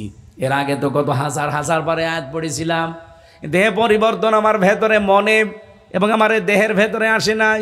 তো যেই দিন অক্টোবরের 13 তারিখে আয়াতটা আমি পড়লাম, পড়ার পরে দেখি আমার ভেতরে আল্লাহ পুরাটা চেঞ্জ করে দিয়েছে। আপনি যদি সত্যি মন থেকে এটা পড়তে পারেন, বাস্তব জীবনে আপনাকে আল্লাহ আমল করা সহজ করে দেবে। কত কিছু আসবে বদনাম, তারা কোনো পাত্তাই দেবে না, পরোয়াই করবে না। এটা যাকে তাকে আল্লাহ দেয় না। যালিকা ফাদলুল্লাহ, এটা আল্লাহর অনুগ্রহ। ইউতিহি মাইয়াশা, আল্লাহ যাকে ইচ্ছা তাকে এটা দান করে। আমার মনে হয় বাংলাদেশে সবাইকে আল্লাহ এই গুণগুলো দেয়নি। কি বলেন বলেন? সবাইকে আল্লাহ এই গুণগুলো দেয়নি। আল্লাহকেও তারা মন প্রাণ দিয়ে ভালোবাসে, আল্লাহও তাদেরকে ভালোবাসে। প্রথম গুণ তাদের নিজেদের ভেতরে রহম দিল, কাফেরদের প্রতি কড়াকড়ি করবে, কঠোর হবে। আল্লাহর দিনের কাজ করতে গিয়ে কোনো দিন তারা কোনো তিরস্কারকারীর তিরস্কারকে পরোয়া করবে না, পাত্তা দেবে না। এগুলো আল্লাহ যারে তারে দেবে না, দেবে শুধু তাদের যাকে আল্লাহ পছন্দ করে, ভালোবাসে। আল্লাহু ওয়াসিউন আলিম, আল্লাহ মহাজ্ঞানী এবং প্রশস্ত। আল্লাহ রাব্বুল আলামিন এই আয়াত থেকে যেটা আমাদেরকে জানাতে চেয়েছেন, আমি সামারাইজ করে বলছি। এই বাংলাদেশে যারা দিন থেকে মুখ ফিরিয়ে নিতে চান বিভিন্ন দলের নাম দিয়ে, যে ওরা এই করে, এই জন্য আমরা ওদের সাথে নেই, না, আপনি প্রকারান্তে আল্লাহর কোরআন থেকে ফিরে চলে যাচ্ছে। সত্যি আমরা যদি দিনের দিকে থাকতে পারি, দিন কায়েমে, এটা যদি আমাদের ইখলাস থাকে, আল্লাহ অবশ্যই আমাদেরকে এমনভাবে তৈরি করবেন যেটা আমরা নিজেরাও জানি না। আর আমরা এটা দেখতে পাচ্ছি অলরেডি। 15 থেকে যদি 66% হয়ে যায়, আর 8 মাস না, আর 2 মাস যেতে দেন, আমার বিশ্বাস বাংলাদেশে 100 জনের 100 জন মানুষ বলবে যে আমরা এই দেশে ইসলাম চাই। গোবিন্দ পরামানিকের মতো হিন্দু নেতা সে পর্যন্ত কয়েকদিন আগে বলেছে, যদি এই দেশে জামাত ইসলামী ক্ষমতায় আসে, এ দেশে যদি ইসলাম কায়েম হয়, অন্যান্য ধর্মের যারা আছে সবচাইতে বেশি নিরাপদে থাকবে তারা। এটা অলরেডি আমরা শুধু মুখে বলি না, এটা আমরা প্রমাণ অলরেডি দিয়েছি। এই কথা বলেন না কেন? এই জন্য প্রমাণ যারা দিচ্ছে, মুখে যা বলছে, এটার সাথে যাদের মিল আছে, অবশ্যই আল্লাহ তার কথা ঠিক রাখবেন। মেয়েরা যারা এসেছেন, সম্মানিতা মা বোনদের জন্য ছোট্ট একটা ওয়াজ করছি। খাদিজাতুল কুবরা রাদিয়াল্লাহু তাআলা আনহা জীবনে 1 ওয়াক্ত নামাজ পড়েননি, একটা রোজা রাখেননি, একবারও তিনি হজ করেননি, 1 টাকা যাকাতও দেননি, জীবনে 1 দিনের জন্য পর্দায় থাকেননি। কারণ এই বিধানগুলো নাজিল হয়েছিল সব তার ইন্তেকালের পরে। কিন্তু আল্লাহ নিজে তাকে সালাম দিয়েছেন। এই একটাই মাত্র মহিলা, আল্লাহ নিজে সালাম পাঠিয়েছেন। আর আল্লাহ নিজে জান্নাতে ঘর বানিয়ে সুসংবাদ দিয়েছেন। সুবহানাল্লাহ বলতে পারেন নাই? আপনি ভাবতে পারেন খাদিজার পুরা জীবনে আমি পড়েছি, জীবনে নামাজ নেই, রোজা নেই, হজ নেই, যাকাত নেই, পর্দা নেই, অথচ আল্লাহ সালাম দিল, জান্নাতে ঘর বানিয়ে পাঠিয়েছে। একটা কারণ পেয়েছি, পুরা জীবনে জীবনে কোনো দিন তিনি সাংসারিক জীবনে আল্লাহর নবীর মনে, স্বামীর মনে তিনি কষ্ট দেননি, 1 দিনের জন্য। নবীজি এত বেশি খুশি ছিলেন তার উপরে, ইন্তেকালের পরেও নবীজি তার কবরের পাশে হাত তুলে বলতেন, আল্লাহ কিয়ামতে সবাই সবাইকে ভুলে যাবে, আমার খাদিজাকে যেন আমি না ভুলি। সুবহানাল্লাহ বলতে পারেন নাই? এখানে যত স্বামী আপনারা বসে আছেন, এটা রেকর্ড হচ্ছে, সারা পৃথিবীতে ছড়াবে। একেবারে আল্লাহর দিকে তাকিয়ে আল্লাহর কসম দিয়ে হাত তোলা রাখবে যে জীবনে কোনো দিন আমার স্ত্রী আমাকে 1 দিনের জন্য একটা কষ্ট দেয়নি। হাত তোলেন তো। না, একটা লোক নেই, পারবেন না। জীবনে 1 দিনের জন্য একটা কষ্ট না, প্রতিদিন 10টা করে কষ্ট দিচ্ছে। এই মেয়েরা আছে, সম্মানিতা মা বোনেরা, আপনার ওই পর্দার দিকে তাকান, আপনি নামাজ পড়েন, রোজা রাখেন আর কালো বোরকা পরেন, মনে করছেন আমি জান্নাতে যেয়ে বসে আছি। একটা স্বামী হাত তুলতে পারলো না। খাদিজা পেরেছে কি করে? তাকে যে আল্লাহ সালাম পাঠিয়েছে এমনি না, এই কারণে জান্নাতে ঘর বানিয়ে পাঠিয়ে দিয়েছে। সুসংবাদ, এই একটা মাত্র মহিলা স্বামীর মনে জীবনে কোনোদিন একটা সেকেন্ডের জন্য দুঃখ দেয়নি। আল্লাহ আমাদের মেয়েদেরকে যেন খাদিজাতুল কুবরার মতো বানিয়ে দেন। আরো জোরে বলেন। এখন মেয়েরা যদি বলো হুজুর একটু উল্টিয়ে এটা বলেন তো, যে জীবনে কোনোদিন বর মনে এক সেকেন্ডের জন্য দুঃখ দেয়নি, এরকম স্বামী আছে কিনা? হাত তোলেন তো। নেই। এই যে উনিও হাত তুলতে পারেনি। সবাই আমরা ধরা খেয়ে বসে আছি। সমানে যা মা বোনের না, আসলে আমরাও পারছি না। যৌতুকের টাকার জন্য কত মানুষ কত রকমের ফতোয়া বের করে। দুইজন মহিলা এই 54 বছরে কতদিন তারা পার করে গেল। একটা বারের জন্য যদি আইনটা পাশ করে কার্যকর করে দিত যে যৌতুক নিলে তার ফাঁসি হবে, কি কথা বলছেন এখন? কত আইন পাশ করেছিল মেয়েদের পক্ষে বিপক্ষে, কয় এটা পাশ করতে পারলেন না। আমেরিকা আমাদেরকে গণতন্ত্র শেখায়, আজ 236 বছর চলছে। কয় বছর? 236 বছর। ওরা জাতে মাতাল হলেও তাহলে ঠিক আছে, নবীজির হাদিস ওরা মেনে চলছে। লা ইফলিহা কওমুন আল্লাহু আমরাহুম ইমরাতুন। ওই জাতি কোনোদিন সফল হতে পারে না যে জাতি নারী নেতৃত্ব মেনে নিয়েছে, কোন নারীকে তাদের সামনে বসিয়ে রেখেছে। ওদের দিকে তাকিয়েছেন? 236 বছরে আজ ওরা কোনো মহিলা প্রধানমন্ত্রী বানায়নি। বলেন বলেন। ওরা জাতে মাতাল হলো, ট্রাম্পের মতো মাতালকে দিয়েছে। এটা মাতাল, এ মাতালকে দিলে অথচ কমলা হ্যারিসের মতো একটা শিক্ষিতা মেয়েকে দেয়নি। কারণ নবীর হাদিস জানে যে যদি ওখানে দেয় আমরা ঢস করে পড়ে যাব। কিন্তু আমরা জাতেও মাতাল, তালেও মাতাল। 54 বছরের ভেতরে সবচাইতে বেশি এ দেশটা চালিয়েছে কারা? কেন এ দেশে কি পুরুষ মানুষ নেই? আর রিজালু কাওয়ামুনা আলান নিসা, পুরুষ হবে নেতৃত্ব দানকারী আর মহিলা হবে তার আজ্ঞাবহ। সুতরাং আগামী থেকে বাংলাদেশে তারা দায়িত্বে আসতে চান, পুরুষ হওয়া লাগবে। হ্যাঁ, কথা বলেন না কেন? কি বোঝাতে চায় আপনি বুঝে ফেলেছেন। এরপরও যদি না বোঝার ভান করে থাকেন, মোনাজাত করে দিলাম। না না, বেলা রাত হয়ে গেছে, এত রাত আমি কথা বলি না। আমি আল্লামা সাইদি সাহেবের মতো আগামীতে নিয়ম করেছি যে রাত 8:30টায় তুলে দেবেন, 10টায় মাহফিল শেষ। চট্টগ্রাম প্যারেড ময়দানের মতো। ওর চাইতে বড় মাহফিল তো বাংলাদেশে হয় না। এবার আমি ছিলাম, আমার রাত 10টায় মাহফিল শেষ হয়ে গেছে। তো সারা বাংলাদেশে এটা ঘোষণা দিয়েছি, আগামীতে মাহফিল নিলে এই নিয়মে নেবেন, নয়তো আমার দাওয়াত দেবেন না। কারণ জালেমরা অত্যাচার এমন কোনো জায়গা নেই যে ওরা করে না। আমার শরীরটাই শেষ করে দিয়েছে, আমাকে বেঁচে থাকা লাগবে। যে গরু দিয়ে চাষ করে খাবেন, ও গরু যদি মরে যায়। এই জন্য আগামী থেকে হাত পা ধরে বলছি, আবার মিডিয়াকে বলছি, ভাই এটা প্রচার করবেন। সারা বাংলাদেশে যেখানেই মাহফিল নেবেন, দিনের বেলায় নিলে আসর থেকে মাগরিব 1 ঘন্টা 15 মিনিট, আর রাতে নিলে 8:30টা থেকে 10টা, এই 1.5 ঘন্টা। এর বাইরে গেলে আমি কিন্তু আজ যাব না। সাফ কথা বলে দিলাম, মাহফিল নষ্ট হয়ে গেলে আপনাদের দোষ। কারণ আমাকে ঘুমানো লাগবে, আমাকে বাঁচা লাগবে। ডাক্তার আমার বারবার বলছে, যেই কয়টা ডাক্তার দেখালাম বলছে রাত 10টার পরে জেগে থাকলে আপনার মাথা আবার সমস্যা হবে। 10 দিন পড়েছিলাম, দেখলেন হাসপাতালে। আল্লাহ আমাদেরকে যে আয়াত পড়েছি আয়াতের উপরে আমল করার তৌফিক দিন, আল্লাহুম্মা আমিন। লা ইলাহা ইল্লা আনতা সুবহানাক ইন্নী কুনতু মিনাজ জালিমিন। রাব্বুল আলামিন, হাত তুললে শুধু ফিলিস্তিনের মুসলমানদের ওই দৃশ্যগুলো চোখের সামনে চলে আসে। তুমি ওদের জন্য হামেও নাসির হয়ে যাও। তাম পৃথিবীর 210 কোটি মুসলমানের অন্তরে তুমি কলিজার ভেতরে আগুন লাগিয়ে দাও। কি হচ্ছে? মাত্র 80 লাখ এই পৃথিবীর অভিশপ্ত জাতি ইহুদিদের, আল্লাহ তাদের কবল থেকে তুমি মুসলমানদেরকে বাঁচাও। আজকে কক্সবাজারের ঈদগাহ, এই এলাকার মানুষেরা কোরআনে কারিমের আয়োজনে যারা শ্রম দিল, যারা দায়িত্ব পালন করলো, আল্লাহ এদেরকে তুমি অমরের মতো বানিয়ে দাও। চাতক পাখির মতো কোরআনের কথাগুলো বোঝার জন্য তারা চেষ্টায় ছিল, এদেরকে পোড়াটা বোঝার তৌফিক দাও। কোরআন যেভাবে পড়েছি বুঝেছি, আমাকে ওভাবে আমল করার তৌফিক দিয়ে দাও। যারা আজ দিন থেকে জেনে না জেনে ফিরে দিতে চায়, ওরা তোমাকে দুর্বল মনে করে। তুমি তো নিজেই ফাইল হয়ে কর্তা হয়ে ঘোষণা দিয়েছো, ফাসাও ফায়াতিল্লাহ বিকৌমিন, অতি শীঘ্র এমন একটা জাতি আমি তৈরি করে দেব যারা তোমাকে ভালোবাসবে, তুমিও তাদেরকে ভালোবাসবে। ওই দলের অন্তর্ভুক্ত হওয়ার তৌফিক আমাদের দাও। মা বোনদেরকে খাদিজার মতো বানিয়ে দাও। এলাকায় মাটির নিচে যত মানুষ ঘুমিয়ে আছে, কোরআনের ইজ্জতে মাফ করে দাও।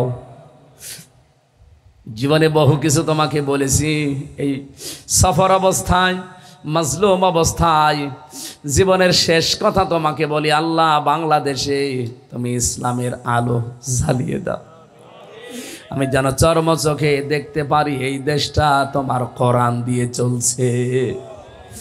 জীবনে কিছু যদি তোমার ভালো না লাগে আল্লাহ, অন্তত আজকের মোনাজাতটা কবুল করি। বাংলাদেশের এই 56,000 বর্গ মাইলে কোরআনে কারিমের পতাকা তুমি উড্ডীন করে দাও, যেন দেখে যেতে পারি যে তোমার এই কোরআন দিয়ে বাংলাদেশটা চলছে। আল্লাহ তাআলা আগামীতে কারা আসবে জানি না, যারা আসবে তাদেরকে তুমি কোরআনে কারিম দিয়ে দেশটা চালানোর সুযোগ করে দিও রব্বুল আলামিন। জীবনে বহু অপরাধ করেছি, হাত ওঠালেই ভয় করে, লজ্জা করে। অপরাধের দিকে তাকিও না, তোমার রহমতের দিকে তাকাও। জিন্দেগির গুনাহগুলো মাফ করে দাও। মাহফিলের সম্মানিত সভাপতি, মাহফিলের প্রধান অতিথি, বিশেষ অতিথি, কত মানুষ এখানে বসে আছে। আল্লাহ একামতে দিনের কর্মী যারা আছে, মানুষগুলোকে ইউজাহিদুনা ফি সাবিলিল্লাহি ওয়ালা ইয়াখাফুনা লাওমাতা লাইম, এই আয়াতটা তুমি আমাদের জীবনে কার্যকর করে দাও। মা বোনদের পেটে তুমি খাদিজাতুল কুবরা, হযরতে আয়েশা, হাসান হোসাইনের মতো নেককার সন্তান দান করো। এই এলাকাকে তুমি ইসলামের ঘাঁটি বানিয়ে দাও। আল্লাহ আমার কণ্ঠ আর শরীরটা নষ্ট হয়ে গেছে, তুমি এই কণ্ঠ আর শরীরটা আগের মতো আবার ফিরিয়ে দাও। বারাকাল্লাহু লানা ওয়া লাকুম ফিল কোরআনিল আযীম। কখন কার কাছে আজরাইল এসে যায় জানি না, যখনই আসবে জীবনের শেষ কথা যেন বলতে পারি, লা ইলাহা ইল্লাল্লাহু মুহাম্মাদুর রাসূলুল্লাহ। আসসালামু আলাইকুম। এই গাড়ি কি আমার?